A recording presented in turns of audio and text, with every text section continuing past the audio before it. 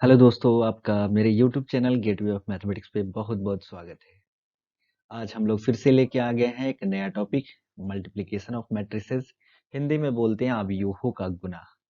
बड़ी शानदार ट्रिक है सुता के गुना उठा के। जैसा आप सोच रहे हैं वैसा नहीं है, ये बहुत ही काम का ट्रिक है।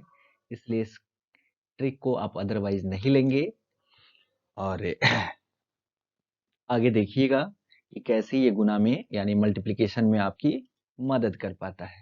यदि आप मेरे चैनल पे नए आए हैं तो चैनल को सब्सक्राइब कीजिए। यदि वीडियो अच्छा लगे तो लाइक जरूर कीजिए और अपने दोस्तों के बीच अधिक से अधिक शेयर जरूर कीजिएगा। चलिए बिना देर किए हुए काम की बात करते हैं। कुछ पॉइंट्स है कंसेप्ट में, उस पॉइंट्स को पहले देख लेते हैं। यहाँ प्री मैट्रिक्स है और यहाँ पोस्ट मैट्रिक्स है और कुछ कंडीशंस है। पहला बात, प्री मैट्रिक्स और पोस्ट मैट्रिक्स का क्या मतलब है। जैसे मान लीजिए ए और बी दो मैट्रिक्स है और दोनों को हम गुना करना चाहते हैं। तो पहले यहाँ कौन है, ए है, तो ये प्री मैट्रिक्स कहलाएगा। क्या कहलाएगा? Pre matrix. पहले वाले को प्री मैट्रिक्स बोलना है और बाद वाले को पोस्ट मैट्रिक्स बोलना है। फिर से ध्यान दीजिए, अगर मान लीजिए बी मल्टीप्लाई होता तो बी क्या कहलाता? प्री मैट्रिक्स कहलाता। और ए क्या कहलाता? आपका पोस्ट मैट्रिक्स कहलाता। ये कोई जरूरी नहीं कि ए पहले और बी बाद में आता है तो ए प्री कहला गया। कोई भी मैट्रिक्स पहले आएगा तो वो प्री मैट्रिक्स ही कहलाएगा। चलिए, मल्टीप्लिकेशन का कुछ कंडीशंस होता है, ये बहुत ही इंपॉर्टेंट और काम का होता है।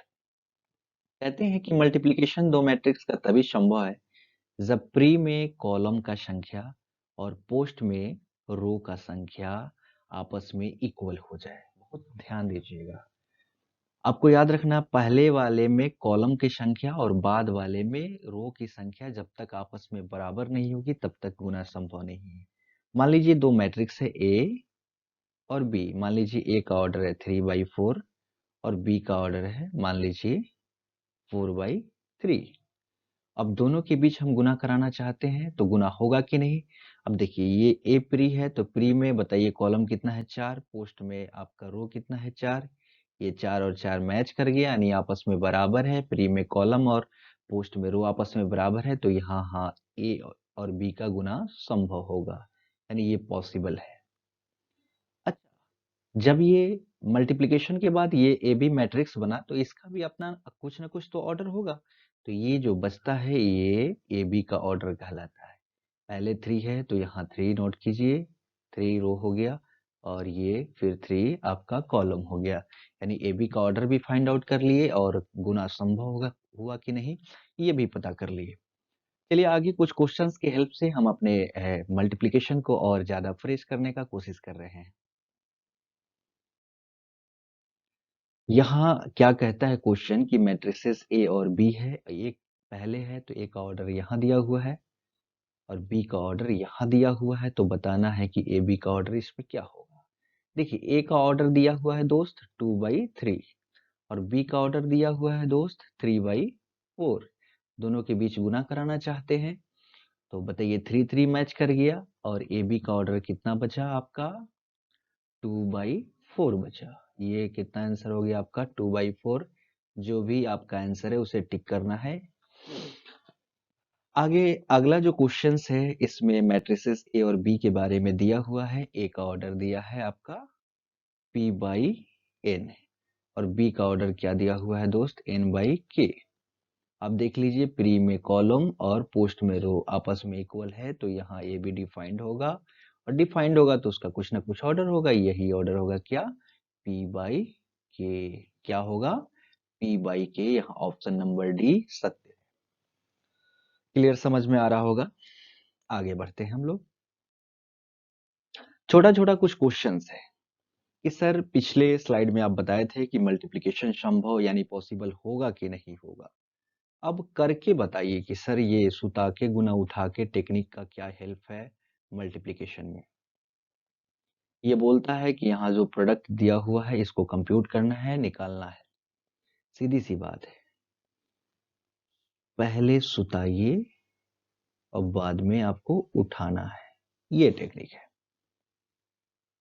आप ऐसा बॉक्स बनाइए, फर्स्ट से फर्स्ट में, यानी फर्स्ट से फर्स्ट में मल्टीप्लाई कीजिए। 1 में 2 से मल्टीप्लाई कीजिएगा तो आपका हो गया 2 प्लस ये जो सेकेंड है उससे सेकेंड में मल्टीप्लाई, 2 में 4 से कीजिएगा तो 8। अब फिर नीचे आना चाहते हैं तो हम भी कहाँ आ जाएंगे, नीचे आ जाएंगे। अब फिर इसी से फर्स्ट में फर्स्ट से यानी 2 में 3 से मल्टीप्लाई होगा तो 6, और सेकेंड में फिर सेकेंड 4 में 4 से होगा तो 16। आगे देखिए, फिर इधर जाएंगे तो हम इधर जाएंगे, इधर में फर्स्ट वाले से, ये वाले से, तो हम फर्स्ट वाले को ऐसे बॉक्सिंग करेंगे। अब 0 में 1 से होगा तो ये हो गया 0 प्लस 6 में 2 से हो गया तो ये हो गया 12। फिर हम लोग इसी से नीचे वाले में 0 में 3 से होगा तो ये हो गया 0, और 6 में 4 से होगा तो 24, यानी 2 8 10। 12 में 0 जुटेगा तो 12 हो गया, 16 में 6 आएगा तो 22 हो गया, और ये आपका 24, ये आपका उत्तर हो गया। क्लियर ना? कहीं कोई दिक्कत तो नहीं आ रही है?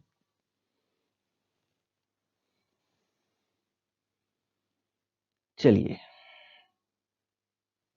आगे बढ़ते हैं, इसको सॉल्व करने का प्रयास कर रहे हैं। वही टेक्निक है, सुता के गुना उठा के। सिंपल सा है, बहुत ही इजी है।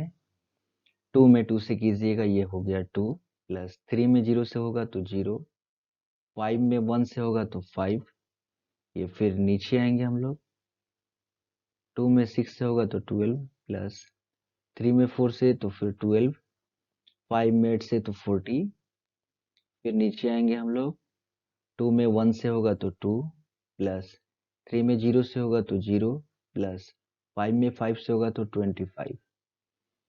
फिर बीच में आएंगे, 1 से 2 में होगा तो 2 प्लस 2 में 0 से होगा तो 0 प्लस 1 में 1 से होगा तो 1। फिर आपका 1 में 6 से होगा तो 6 प्लस 2 में 4 से होगा तो 8 प्लस 1 में 8 से होगा तो फिर आपका 8 हो जाएगा। फिर नीचे आएंगे हम लोग, 1 में 1 से कराएंगे तो 1 हो गया, प्लस 2 में 0 से होगा तो 0, 5 में 1 से होगा तो 5।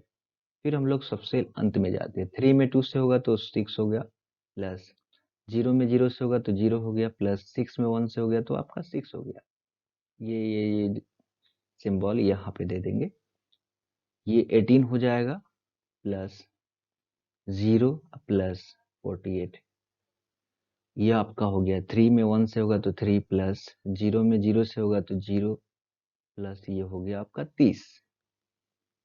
आपका हो जाएगा 5 और 2 मिल के 7 हो गया, 12 12 24 और 40 हो जाएगा आपका 64, 25 2 आपका 27 हो गया, 2 और 1 मिल के आपका 3 हो जाएगा, 8 8 16 6 22 हो जाएगा, 5 1 6 हो गया, 6 6 12 हो जाएगा, 18 और 48, 40 10 50 और 8 8 16, 50 और 16 66 हो गया, और 30 और 3 मिलके आपका हो जाएगा कुल 33। यही आपका आंसर हो जाएगा। समझ में आ रहा होगा, बेहद सिंपल है। इसको एक दो बार रिप्ले करके देखिएगा, पूरा अच्छे तरीके से समझ में आएगा। आगे चलिए, एक इंटरेस्टिंग क्वेश्चन से 1 2 3।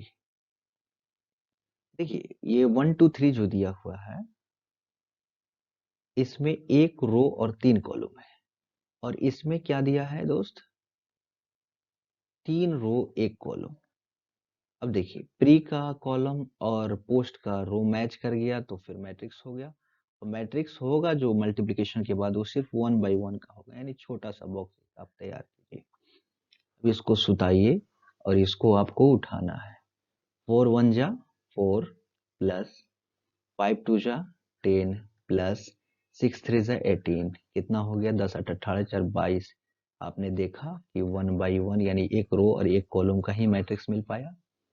चलिए, इंटरेस्टिंग लग रहा होगा, बगल वाले को सॉल्व करते हैं। यहाँ देखिए दोस्त, इसमें 3 रो 1 कॉलम और इसमें 1 रो 3 कॉलम, एक से एक मैच कर गया, यानी जो मैट्रिक्स डेवलप होगा यानी आफ्टर मल्टीप्लिकेशन वो 3 बाई 3 का होगा। तो थोड़ा हमको बड़ा सेटअप करना है। सुताना है तो ऐसे सुताइए, उठाना है तो ऐसे उठाइए। 2 में 1 से होगा तो 2, आगे कुछ है नहीं, इसके नीचे कुछ है नहीं तो कुछ नहीं करेंगे, फिर नीचे आएंगे। -2 में 2 से होगा तो -4, 0 में 2 से होगा तो 0, बीच वाले को चलिए 3 में 1 से होगा तो 3, ये हो गया -6, ये हो गया 0, फिर 1 में 1 से होगा तो 1, फिर 1 में -2 से होगा तो -2, फिर 1 में 0 से होगा तो 0। आपने देखा कि यहाँ 3/3 का हमें मैट्रिक्स मिला। ये काफी इंटरेस्टिंग क्वेश्चंस ये दोनों था। आप इसे ध्यान से रिप्ले कर करके देखेंगे और समझने का कोशिश करेंगे। चलिए आगे बढ़ते हैं। चलिए कुछ इंपॉर्टेंट रिजल्ट होता है मल्टीप्लिकेशन जो काफी शानदार होता है। मान लीजिए ए बी और जो ए बी मैट्रिक्स है और आई यहाँ क्या हो गया आइडेंटिटी मैट्रिक्स। आपको मालूम होगा आई आइडेंटिटी जैसे जिसका डायगोनल केवल और केवल एक हो, ये 2/2 का है, अगर 3/3 का कहेगा तो 1 0 0 0 1 0 0 0 1 हो जाएगा। ये 3/3 का डायगोनल मैट्रिक्स हो जाएगा। ये सॉरी 3/3 का ये आइडेंटिटी मैट्रिक्स, ये 2/2 का आइडेंटिटी मैट्रिक्स हो गया। पहला रिजल्ट क्या कहता है मल्टीप्लिकेशंस की ए मल्टीप्लाई बी मल्टीप्लाई ए के बराबर, यानी ए और ए मैट्रिक्स और बी मैट्रिक्स का प्रोडक्ट बी और ए मैट्रिक्स के प्रोडक्ट के बराबर नहीं होता है। यानी मैट्रिक्स का जो प्रोडक्ट है वो कम्यूटेटिव नहीं है, ये बताना चाहता है। आप इसे इजिली प्रूफ कर सकते हैं। जैसे ए को आप कुछ मान लीजिए जैसे 2 3 4 1, बी को भी कुछ मान लीजिए 1 2 3 4 1 2 3 1, जैसे कुछ भी एनीथिंग ए बी करके देखिए 2 3 4 1 1 2 3 1। आप इसे करके देखेंगे तो क्या मिलेगा आपको 2 1 जा 2 और 3 3 3 9 2 11 हो गया। और यहाँ देखिए 4 एकम 4 और 3 एकम 3 7 हो गया। इधर आइए 2 दूना 4 3 एकम 3 7, 2 चौका 8 1 एकम 1 9 हो गया। ये ए बी हो गया, आपका LHS हो गया एक नंबर। यहाँ से आगे देखिए बी ए क्या हो जाएगा, जैसे 1 2 3 1 है और यहाँ 2 3 4 1 है। आगे आप इसे मल्टीप्लाई करके चेक कर लीजिए क्या आ रहा है। इसको सुटाइए और इसको उठाइए, 2 एकम 2 और 4 दूना 8 2 हो गया 10। फिर नीचे आइए 2 3 6 4 एकम 4 10। फिर इस साइड में चलिए 3 एकम 3 और 2 एकम 2 3 2 हो गया 5, 3 3 9 1 एकम 1, ये आपका 10 हो गया। आपने देखा कि 1 और 2 आपस में इक्वल नहीं है, इसलिए आप कह दीजिए कि ए बी बी ए के बराबर नहीं होता है। बहुत लोग को ये कंफ्यूजन होता है कि ए बी तो बी ए के बराबर होना चाहिए, क्योंकि बचपन से पढ़े 2 3 जा 6 3 2 जा 6, ये नंबर्स के केस में होता है, रियल नंबर के केस में होता है, लेकिन मैट्रिक्स में ऐसा नहीं होता है। मैट्रिक्स का दूसरा रिजल्ट क्या कहता है कि किसी भी मैट्रिक्स में अगर आइडेंटिटी मैट्रिक्स से गुना करा दीजिए तो वही मैट्रिक्स उतर जाता है। अब इसको आप चेक कर लीजिए, अपना से कोई भी एक छोटा सा मैट्रिक्स मान लीजिए, जैसे ए हो गया 1 2 3 4 और आइडेंटिटी तो फिर आइडेंटिटी ही है 1 0 0 1। आप देखिए ए मल्टीप्लाई आई करके 1 2 3 4 1 0 0 1, आप क्या देख रहे हैं, इससे इसको कीजिए 1 1 जा 2 1 हो गया। आप ऐसे करके देखिएगा तो 1 में 3 से मल्टीप्लाई 3, 4 में 0 से होगा तो 0 यानी 3, और ये आपका 0 और 2 और ये आपका 0 और ये मिला 4। आपने देखा कि ए मल्टीप्लाई आई ए के बराबर हो गया। ये बड़ा इंपॉर्टेंट रिजल्ट है, इसको भी आप याद रखिएगा। तीसरा हमने लिखा कि आई का पावर n, किसी भी आइडेंटिटी मैट्रिक्स का पावर n आई ही होगा। ये n नेचुरल नंबर होगा, n नेचुरल नंबर। नेचुरल यानी नंबर मतलब गिनती की संख्या जो हो गई आपकी, जैसे आयोटा का सॉरी आइडेंटिटी मैट्रिक्स का पावर 1 हो गया तो आइडेंटिटी मैट्रिक्स का पावर 2, तब भी आइडेंटिटी मैट्रिक्स का क्यों कीजिएगा, तब भी आइडेंटिटी। आप छोटा सा प्रूफ के तौर पे करके देख लीजिए, जैसे आइडेंटिटी का स्क्वायर कीजिएगा तो आइडेंटिटी गुने आइडेंटिटी यानी 1 0 0 1, और फिर आप 1 0 0 1 करके ही चेक कर लीजिए इजली। आप क्या देख रहे हैं, इससे इसको सुता के उठा के कीजिएगा तो 1, फिर 1 से 0 में होगा तो 0, फिर ये भी हो गया 0, यहाँ से करके देखिएगा आगे रिजल्ट भी मिलेगा 0, और यहाँ से इसमें करके देखिएगा ऐसे आगे 1 मिलेगा, यानी कि आइडेंटिटी मिलेगा। वो चाहे आइडेंटिटी का पावर कितना भी दिया हो, उससे कोई दिक्कत नहीं है, बशर्ते वो नेचुरल नंबर होना चाहिए। चलिए आगे कुछ क्वेश्चंस को करने का प्रयास करते हैं। एक बड़ा इंटरेस्टिंग सवाल है और बड़ा इंपॉर्टेंट है, कई बार कॉम्पिटिटिव एग्जाम में ये पूछ चुका है। कह रहा है ए और बी मैट्रिसेस है सेम ऑर्डर का, तो कह रहा है ए प्लस बी का होल स्क्वायर क्या होगा। चलिए ए प्लस बी का होल स्क्वायर आप लोग बचपन से रहते हैं कि A square plus B square plus 2ab, लेकिन ये नहीं होगा। कहिएगा कैसे, तो ध्यान दीजिए। इसको रिपीट करके लिख सकते हैं आप लोग। ए में ए से मल्टीप्लाई कराइए तो ए स्क्वायर, फिर ए में बी से कराइए तो ए बी में ए से कराइएगा तो बी ए, और बी में बी से कराइएगा तो हो गया बी स्क्वायर। आपको मालूम है ए बी और बी ए बराबर होता नहीं है मैट्रिक्स के केस में, तो आप इतना ही छोड़ दीजिए और ये आपका ऑप्शन नंबर 1 हो जाएगा। बड़ा इंटरेस्टिंग, बड़ा इंपॉर्टेंट, एकदम फुल्ली कॉम्पिटिटिव है ये क्वेश्चन, फुल्ली कॉम्पिटिटिव। चलिए अगले क्वेश्चन की तरफ। ए एक स्क्वायर मैट्रिक्स है और ए का स्क्वायर का वैल्यू क्वेश्चन कह रहा है कि ए के बराबर ही है, तो इसका वैल्यू फाइंड आउट करना है। इसमें से कौन सा ऑप्शन करेक्ट होगा ये आपको बताना है। सोल्यूशन कीजिए। देखिए ए स्क्वायर का वैल्यू ए होगा, ये क्वेश्चन दिया है, हम नहीं कह रहे। आई प्लस ए का क्यूब माइनस 7a। आपको मालूम है ए प्लस बी का होल क्यूब कितना होता है, ए का क्यूब प्लस बी का क्यूब प्लस 3ab इंटू ए प्लस बी। ये तो ए प्लस बी का होल क्यूब हो गया, बगल में -7 है तो -7a। आइडेंटिटी मैट्रिक्स का पावर कुछ भी हो, उससे कोई दिक्कत नहीं, आइडेंटिटी ही उतरेगा। अभी बताए हैं ए के क्यू को आप लिख सकते हैं ए स्क्वायर मल्टीप्लाई ए। किसी भी मैट्रिक्स में आइडेंटिटी से गुना होगा तो वही मैट्रिक्स उतर जाता है, कोई दिक्कत, कोई परेशानी नहीं हो रहा होगा। अब ध्यान दीजिए, आई का आई ए स्क्वायर, तो चूंकि ए के बराबर है ना, ए के बराबर है, बगल में ए है, 3a में आई से होगा तो 3a मल्टीप्लाई आई, 3a में a से होगा तो 3a स्क्वायर हो जाएगा और -7a बगल में है। आई का आई लिखिए, a मल्टीप्लाई a स्क्वायर हो जाएगा आपका। किसी भी मैट्रिक्स में आइडेंटिटी से गुना होगा तो वही मैट्रिक्स उतर जाएगा।